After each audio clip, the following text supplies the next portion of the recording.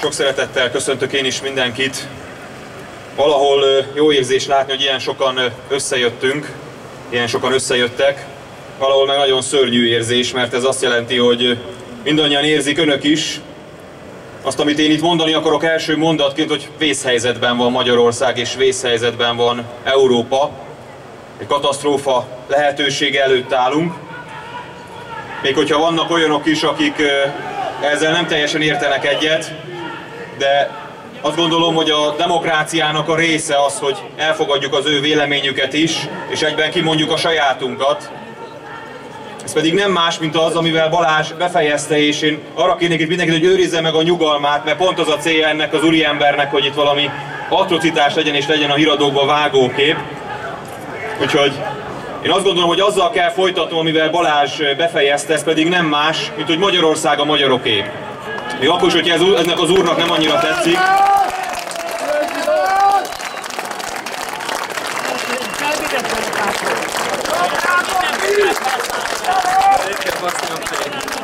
És most azért vagyunk itt, és azért álltunk ide ki, azért álltunk ki erre a mai demonstrációra, tüntetésre, hogy mindenkinek a jövőjét, mindannyiunk családjának a jövőjét, az itt tiltakozó úr családjának a jövőjét is igyekezzünk megvédeni. Mert amivel én szeretném kezdeni, hogy ez nem egy pártpolitikai kérdés. Tehát én nagyon sajnálom ezt az urat, hogy nem hallgatja meg a véleményemet, mert éppen azt szeretném elsőként közölni az egybegyűltekkel, hogy ez nem egy pártpolitikai kérdés. Én nem azt szeretném, hogyha a migráns probléma kapcsán a Jobbik népszerűsége nőne. Persze örül egy pártelnök, hogyha a pártjának a népszerűsége nő, de nem ezt szeretném. Én azt szeretném, hogyha a jelenlegi kormány, amelyiknek most van eszköze, lehetősége, felhatalmazása arra, hogy kezelje ezt a problémát, megoldaná ezt a problémát. És hogyha ez a kormány népszerűségének a növekedésére jár, ám legyen.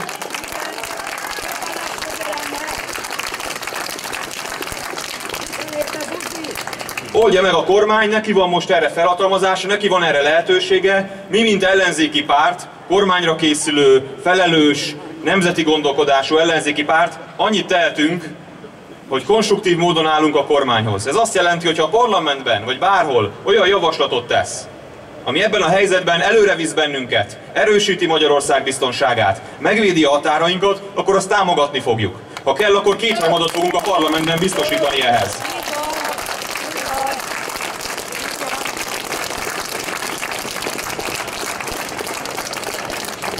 De azt is hozzá kell tegyem, hogyha nem ezt teszi a kormány, ha mellé beszél, ha a felelősségtől igyekszik menekülni, ha tereli a konkrét kérdéseket és a konkrét problémákat, akkor meg kénytelenek leszünk ellenzéki pártként, akár a parlamentben, akár itt egy ilyen demonstráción, vagy bárhol a leghatározottabban fellépni, és azt mondani, hogy elég volt, itt nem lehet kommunikálni már, ez nem egy kommunikációs kérdés, ez nem egy kommunikációs stáb feladata, hanem azt követeljük a kormánytól, hogy tegye azt, ami a dolga. Ne beszéljen, hanem tegye azt, ami a dolga. És szerintünk az a dolga ebben a helyzetben a kormánynak, hogy megvédje Magyarország határait. Ne csak szavakkal, meg ne csak egy gyodával,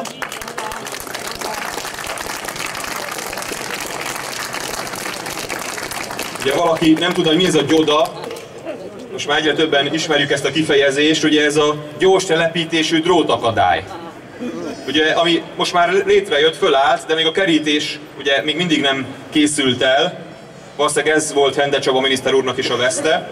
De ez a gyors telepítésű drótakadály, és maga a kerítés is, mondjuk ki, hogy nem lesz képes önmagában, és most sem képes önmagában megállítani a migráns áradatot, sőt, azzal, hogy elkezdtük építeni, még gyorsabban jöttek a migránsok, hogy átjussanak rajta, és semmi más nem történt, hogy eddig a határ számtalan pontján jöttek át, most pedig ez egy ilyen töltsérként egybetereli őket, és bizonyos pontokon, vasúti sineken jönnek át, és jelennek meg a gyűjtőpontokon.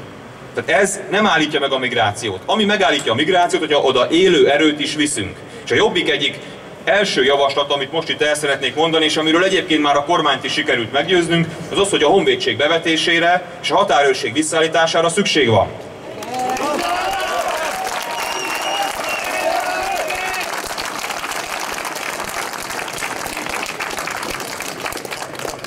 Ugyanis a kerítésre épített propaganda az összeomlott, az nem elég. Ilyenkor megszokták széplelkű honfitársaink kérdezni, hogy nincs bennünk semmilyen együttérzés, hogy nekünk nincs szívünk, hogy nem látjuk azokat a képeket, azokat a megrázó fotókat, amik készülnek a menekültekről, amikor gyermekek, nők, családok kétségbeesve menekülnek a halál torkából. Teszik föl a kérdést. És én erre azt mondom, hogy természetesen mi is emberek vagyunk. Mindannyiunkat megráz ez az egész helyzet, és a magyar társadalom, a magyar nemzet szenvedett annyit a történelem során, hogy együtt tud érezni a másokkal, más szenvedőkkel. De a helyzet az, én jártam röszkén, tehát én nem a híradásokból tájékozódom. Jártam Másodhalmon, jártam mindenhol, ahol csak lehetett. Az ide érkező migránsok azok nagyobb részt nem menekültek. Nagyobb rész bevándorlók, és ami még ennél is fontosabb, hogy 83%-ban, és ezt nem én találtam ki, ez egy adat, tény, 83%-ban felnőttkorú, hogy nagyon egyértelműen fejezzem ki magam, harcképes férfiakból áll. És a maradék a nők és a gyermekek. 83%-ban harcképes férfiakból áll.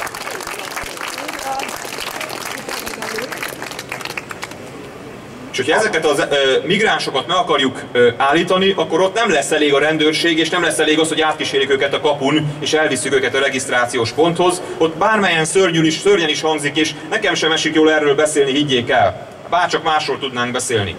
De erről kell beszélnünk, mert ez a helyzet van most, nekem sem esik jól, de azt kell mondani, hogy igenis a honvédséget föl kell hatalmazni olyan eszközökkel, amelyek alkalmasak arra, hogyha a tömeget kell, akkor visszatartsák.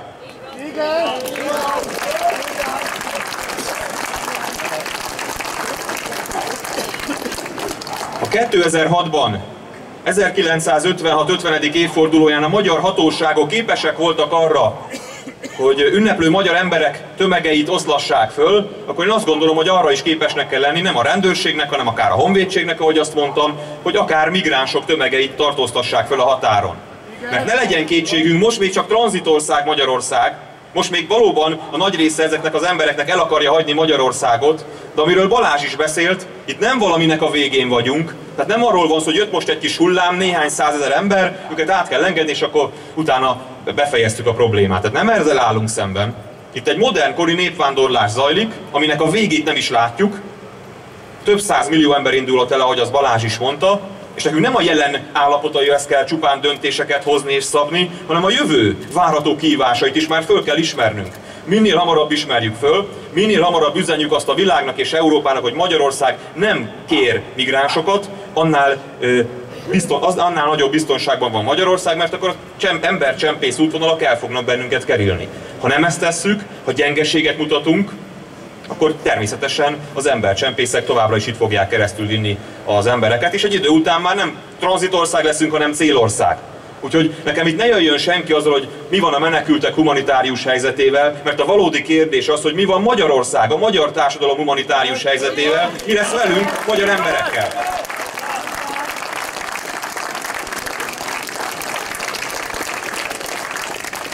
És ugye az is felháborít, amikor azok a politikai erők vagy közéleti szereplők, akik most a menekültek nagy-nagy segítőiként tűnnek föl, ugye, engedjék meg, most nem akarok politizálni, de nem tudom kihagyni Gyurcsány Ferenc nevét, aki ugye a házába fogad migránsokat, és ugye ő maga, ahogy mondtam már többször, ilyen Teréz apának igyekszik magát beállítani. De hol volt 2006-ban ez az érzékenysége az emberek iránt, ugye fölteszem a kérdést, de ami még ennél is fontosabb, azon gondolkodott-e már Gyurcsány Ferenc, hogy Magyarország például az ő miniszterelnöksége idején is hozzájárult azokhoz a háborúkhoz, és katonákat küldtünk azokba a háborúkba, amik tönkretették ezeket az államokat, több 100 000 és több millió civil áldozatot szedtek, és többek között ezen háborúknak köszönhetően menekülnek ezek az emberek most ezekből az országokból el. Én akkor is azt mondtam, amit most mondtam, hívjuk haza a magyar katonákat, igazságtalan háborúban ne vegyünk részt, és ne tegyünk tönkre más országokat.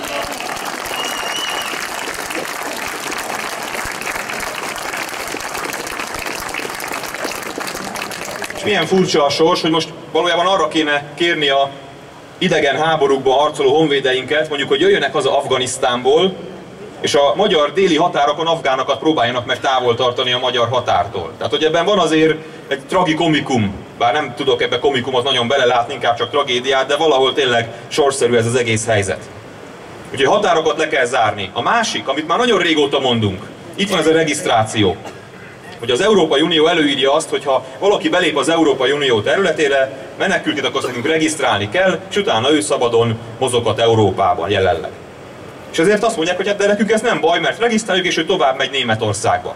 Azt már nem szokták hozzátenni, de itt a jelenlévők szerintem ezt már tudják, hogy a jelenlegi uniós szabályozásnak az is része, hogyha ezeket az embereket kiutasítják az adott államból, tagállamból, akkor oda fogják őket visszatoloncolni, ahol regisztrálták őket. Most jelen pillanatban Magyarország ez egyik legveszélyeztetettebb tagállam ebből a szempontból, mert ha Németország és Ausztria úgy dönt, hogy köszönjük szépen mégsem, akkor ezeket Magyarországra fogják visszatoloncolni. És a görögök, az olaszok nagyon jól tudva az ebben rejlő veszélyt, ők már régen nem regisztrálnak.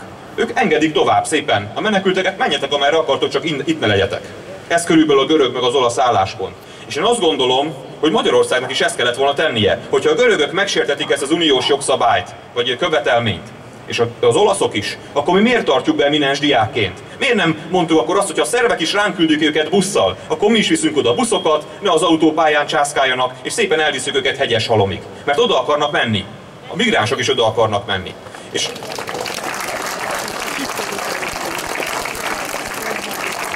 persze én tudom a választ, hogy én ugye már annyi sokat olvasom az ellentétes sajtót is, hogy tudom, hogy erre mit mondana most, ha itt lenne például Gyurcsány Ferencet, mit fog szólni Brüsszel? Mit fog szólni Brüsszel? És ugye én erre azt tudom mondani, hogy nem érdekel, hogy mit fog szólni Brüsszel, Magyarország biztonsága érdekel elsősorban.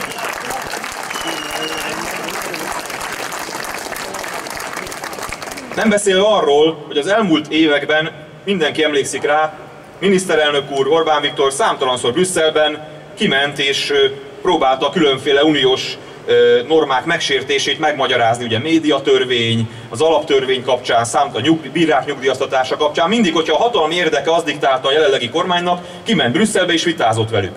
Hát akkor azt mondom a jelenlegi miniszterelnök úrnak, Orbán Viktornak, hogy most is sértsük meg ezeket az uniós normákat, ha kell, és akkor vállaljuk a vitát Brüsszelben. És magyarázzuk meg ezeknek a, bocsássák meg, de vízfejeknek ott Brüsszelben, magyarázzuk el nekik, hogy egyben őket is védjük. Őket is védjük. Tehát ha mi Magyarországot megvédjük, őket is megvédjük. Értsék már meg!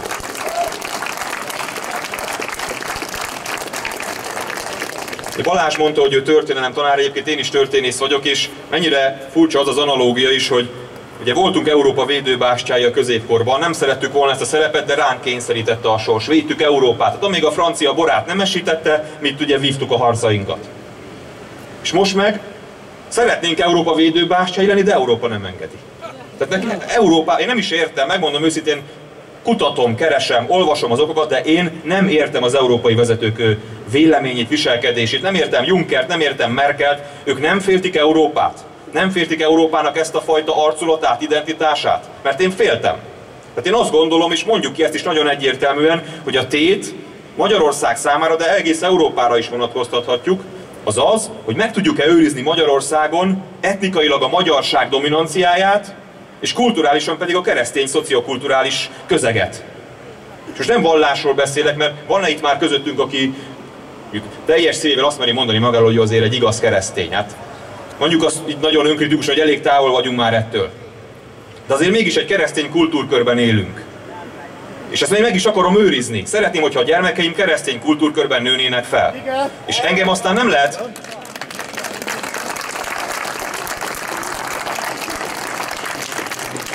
Engem aztán nem lehet azzal vádolni, hogy más kultúrákkal szemben elítélő lennék. Számtalanszor elmondtam, hogy mennyire tisztelem az iszlám kultúrát. De azt is mindig hozzáteszem és hozzátettem, hogy mindenkit a saját hazájában. Ahogy valószínűleg Szaúd-Arábia, vagy Egyiptom, vagy valamelyik arab ország sem örülne, hogyha tömegével érkeznének oda keresztények, akik az ő hazájuknak a szokásait, rendjét, normáit föl akarják borítani, mi sem örülünk annak, hogyha egy bizonyos szám fölött ide olyan kulturális közegből érkező emberek jönnek, akikkel nem fogunk tudni együtt élni. Hát mondjuk ki azt is nagyon őszintén, nem idehozom most ezt a témát, csak megemlítve. 600 éve a cigány társadalmat nem tudtuk integrálni, együttélési problémáink vannak. Nekünk most ezzel kéne inkább foglalkozni, nem még pluszba több százezer szíriai menekültet fogadni.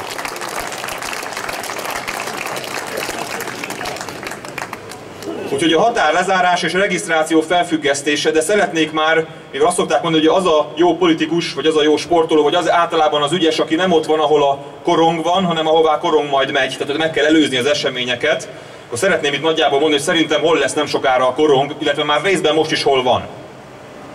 Ugye hallunk erről a kvótarendszerről, ami nagyjából azt jelenti, hogy érkezik Európába X számú migráns, és Európa valamilyen metódus alapján ezeket szétosztja, ugye lakosságszám, meg gazdasági teljesítmény alapján, és szétosztogatjuk őket. És akkor mindenki vállal valamennyit. Ez egy óriási veszély. A miniszterelnök úr hétfőn azt mondta, hogy a kormány ezt elutasítja, de azért erről hajlandó tárgyalni. Én azt gondolom, hogy azt kell mondani, hogy Magyarország nem hajlandó a kvóta ügyében tárgyalni, ugyanis ebben egy hatalmas veszély van. A kvóta az egy olyan rendszer, amiben egyszer belépünk, abból nincs kilábalás. Olyan, mint az államadósság. Aki egyszer az államadósság csapdába bekerül, az államadósság nőni tud, de megszűnni soha nem fog. Ugyanilyen lesz a kvóta is. Ha egyszer belelépünk, ott a kvóta csak nőni fog majd, meg a szám, ami ide érkezik, de hogy megszűnni nem fog soha, abban biztosak lehetünk. Tehát nekünk már jó előre most ki kell jelenteni, és én arra kérek mindenkit, hogy ezt gondolja át, és alakítsa ki a saját véleményét, de az én álláspontom az, hogy Magyarországnak, ha a kvóta rendszert ránk akarják kényszeríteni, azt el kell utasítani, ha kell akár népszavazással, és azt kell mondani, hogy bár az Európai Unió tagjai vagyunk, de ebben a részében az Európai Unió működésének nem kívánunk részt venni, nem kívánunk semmilyen kvótát ellátni, mert Magyarország szeretné megőrizni az identitását. Ez óriási...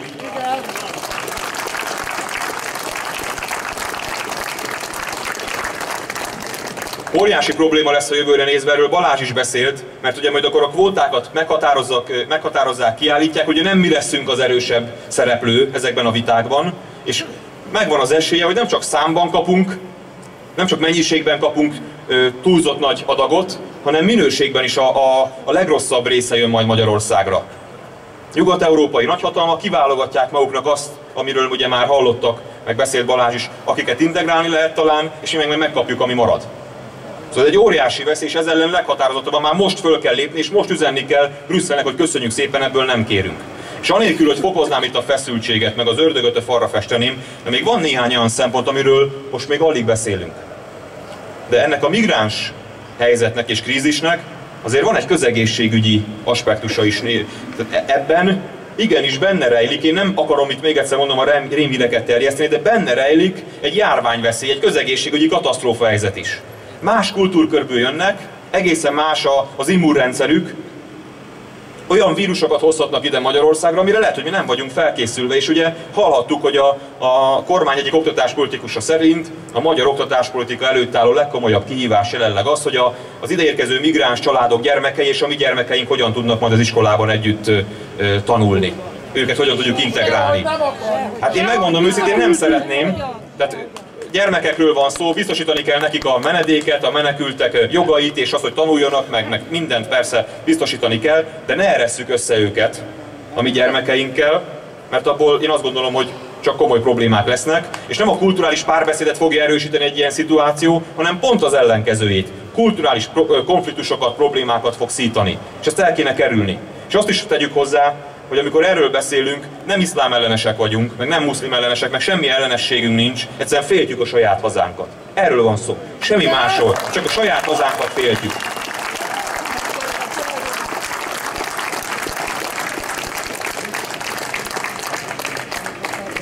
És ha majd lesz egy kis idő, meg lehetőség, hogy itt picit azért távlatos dolgokkal is foglalkozzunk, és nem csak a mindennapi migráns adagunkat kell majd kezelni, ugye ezt a napi 1000, 2000, 3000 embert, ami mindig érkezik, akkor majd azt a felelősséget is föl kéne vetni, hogy jutottunk idáig. Miért menekül el ennyi ember a saját hazájából? Mert ennek vannak felelősei, nemzetközi felelősei, és ki kellene mondani, hogy nem a tüneteket kell kezelni, nem az a probléma, nem az a feladat, hogy hogyan helyezzük el ezeket a menekülteket, hanem a feladat az volna, hogy oldjuk meg azt, hogy ne meneküljenek el a hazájukból. És Szíria és Afganisztán nem az elmúlt hónapokban került háborús helyzetbe, ezt is vegyük észre. Évek óta háború folyik, tehát itt valami történt a háttérben, hogy hirtelen ez a sok ember megindult. Nem tudom, hogy mi. Tehát ha valaki azt várja tőlem, hogy mondjam el, nem tudom. De hogy biztos valamiféle piszkos, nagyhatalmi játék van benne, abban biztos vagyok. És ebben most már véget kéne vetni, mert a nagyhatalmi játszmák tönkreteszik ezt a világot, és ahelyett, hogy a békét vinnék, mert ugye a béke nevében mennek oda háborúzni, ehelyett tönkretesznek államokat, és az egész világot ilyen problémák elé állítják. És a másik, amivel szintén foglalkozni kéne, az pedig maga Európa. Tehát ezeknek a vezetőknek, akik Európát ma irányítják, én azt gondolom, hogy letelt az idejük. Tehát Európának új politikai erőkre van szüksége, új politikai vezetőkre, mert ez a mostani generáció, ez a Merkel, Juncker meg a többiek, teljesen, totálisan alkalmatlanok, vakok a problémára, el kell őket mindenhol a saját hazájukban zavarni.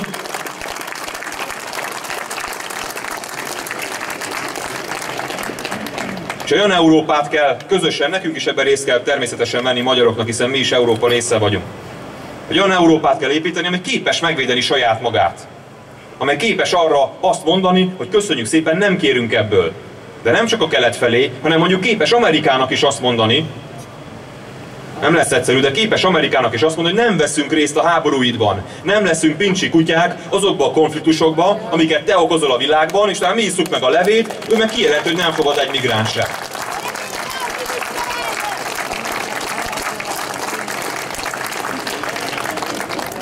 Úgyhogy én arra kérek mindenkit, aki eljött ma és meghallgatott bennünket, hogy figyelje a híreket, figyelje egyébként itt a környékbeli híreket is, hiszen ugye martonfai menekült táborként fut ez a kormányzati terv, de azért ezt nyugodtan nevezhetjük pécsi menekülttábornak is, tehát ez Pécstől sincs messze. Jól tudom, a pécsi Tesco 7 kilométerre van a kijelölt helytől, az gyalog is bejárható, nagyon közel van, tehát én szeretném a pécsieknek a veszélyérzetét is megidézni, és szeretném, hogyha a martonfaiak hangját ők is felerősítenék, hogy nem kérnek ebből a táborból, mert ott aztán közbiztonsági, közegészségügyi, szociális, mindenféle probléma lesz, az ingatlanárakról nem is beszélve, ott a környéken.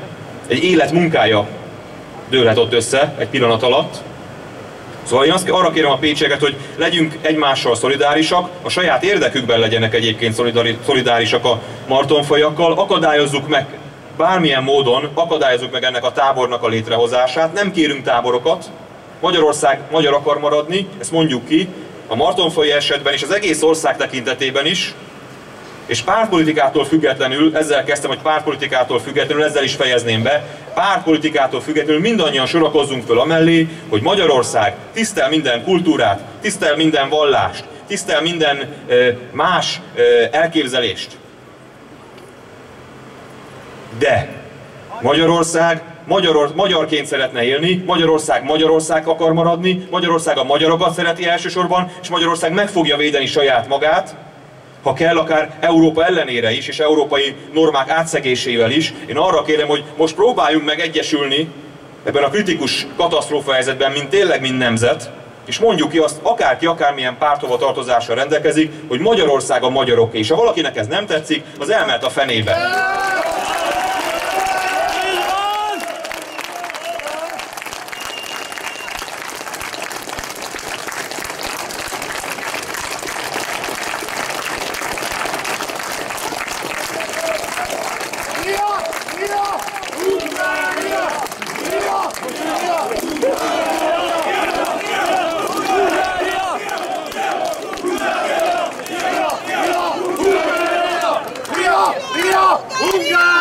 Szeretném megköszönni mindenkinek, hogy meghallgattak bennünket. Köszönöm szépen, hogy erre szánták ezt az időt, ezt az őszi estét arra szánták, hogy közösen kiálljunk Magyarországért. Kérek mindenkit, hogy vigye tovább ennek a mai demonstrációnak, tiltakozásnak a hírét. Mindenkinek mondja el, amit itt hallott, és amit megtudott, vagy amit egyébként is tud már. Ébresszük fel a magyar emberekben az önvédelemnek az ösztönét és az érzését, és az elkövetkező hetekben, hónapokban legyünk résen, mert azt gondolom, hogy történelmi időkben vagyunk most, és ha most nem tudunk jól vizsgázni nemzetként, akkor 50 vagy 100 évre negatív irányba eldőlhet Magyarország sorsa, talán örökre is, és ezt nem engedhetjük meg magunknak. Mi azért vagyunk itt most, mert az őseink, a nagyapáink és az ő elődeik sokszor a kelet a vérüket adták ezért az országért, ezért a földért, és ezért a nyelvért, és ezért a kultúráért. Nekünk most nem kell egyelőre, hála Istennek, a vérünket adni, elég csak kiállnunk, tiltakoznunk, összefognunk és a hangunkat hallatni, de ezt tegyük meg, mert ez a kötelességünk, mert magyarnak lenni a világon a leggyönyörűbb dolog. Köszönöm szépen!